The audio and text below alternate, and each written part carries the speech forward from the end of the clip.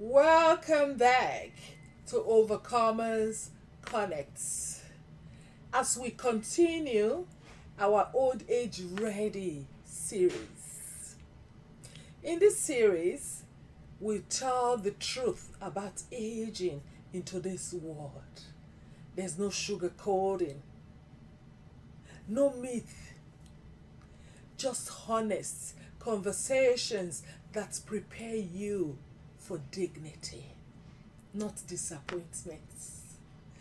I'm your host, AB Ambek, and today's topic is one that every single family, oh yes, every family needs to have the conversation about aging plans. So I call this the conversation, okay? Because it's not just a chat, it's the foundation for clarity, respect, and peace of mind for both parents and adult children. So, fellas, let's be real. Most families avoid this topic because it's uncomfortable. It's uncomfortable talking about aging, talking about illness and death. Okay?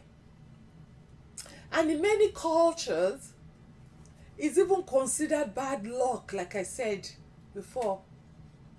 But avoiding the conversation doesn't erase the reality, it just delays the planning until there is a crisis. Okay? So, like we already know, death is a natural phenomenon. It is unavoidable, inevitable. It's going to come, whether you like it or not. And by then, emotions are high. Decisions are not rushed if you don't plan and you wait for crisis situation. Decisions will be rushed.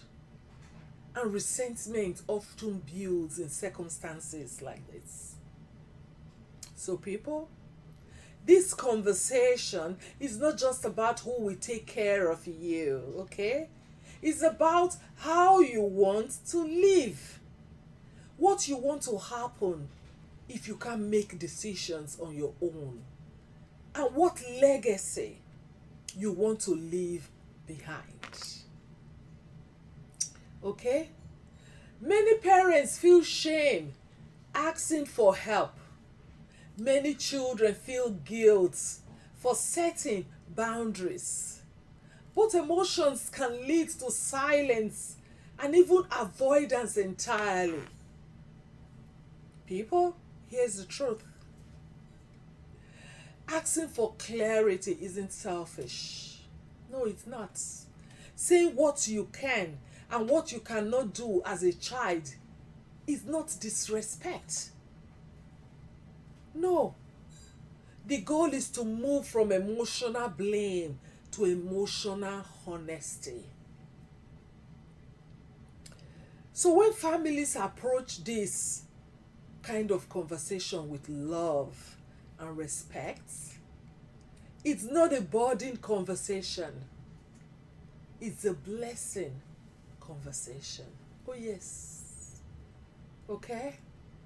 So what would this type of conversation cover? What would be included in this kind of conversations if you decide to have this kind of conversations with your family members?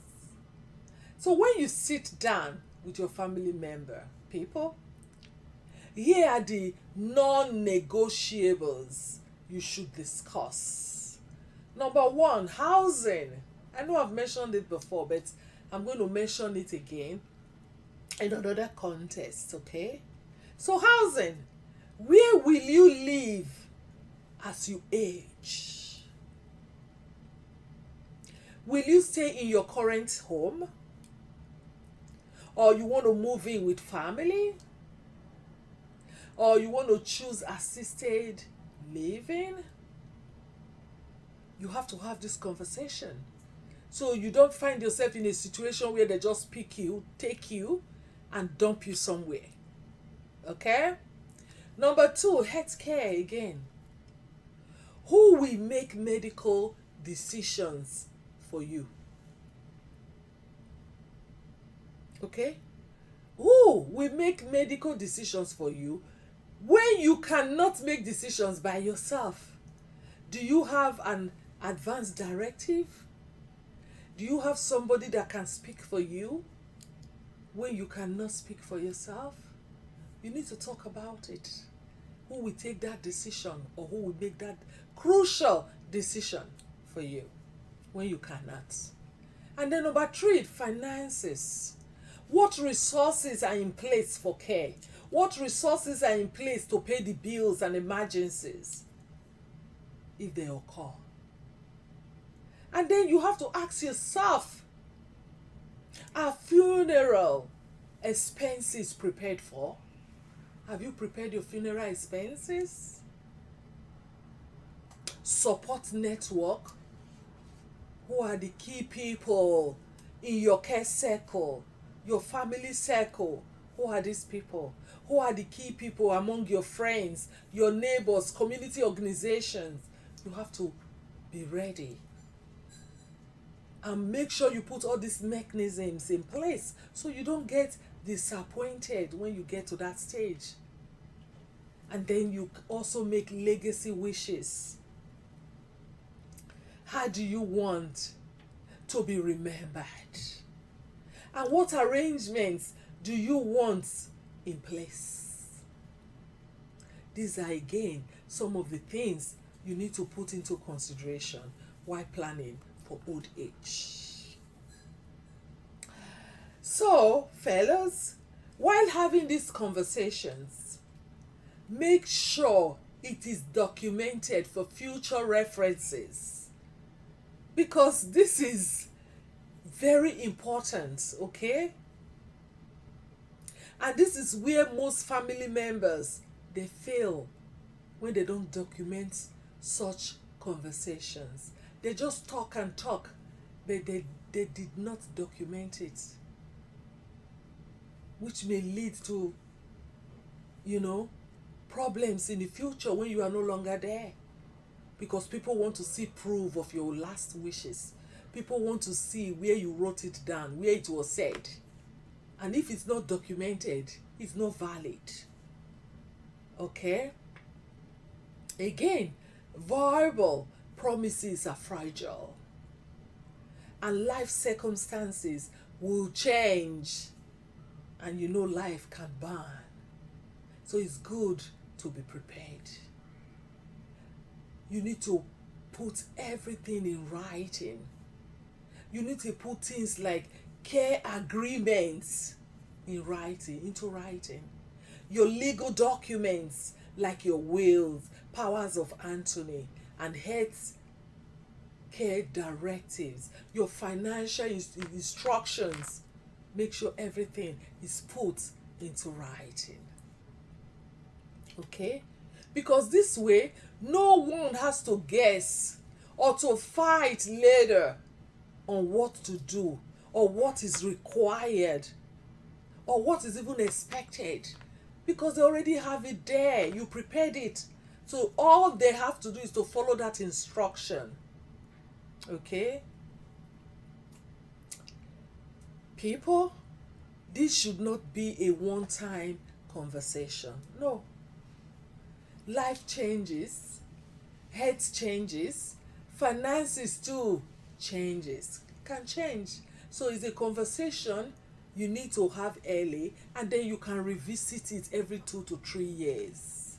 Or after any major life change, for you to just be current with your needs. Okay? So you don't have to just have the conversation once and it's done. No. Maybe when you had the conversation, things were different. And with age and time, things changes. So this conversation, you can also, just have it again every 2 to 3 years. So you can make amends of things that were not there before and things that are currently going on with you in your life. Okay, fellas? So, folks, the conversation every family must have is not a curse, it's a blessing.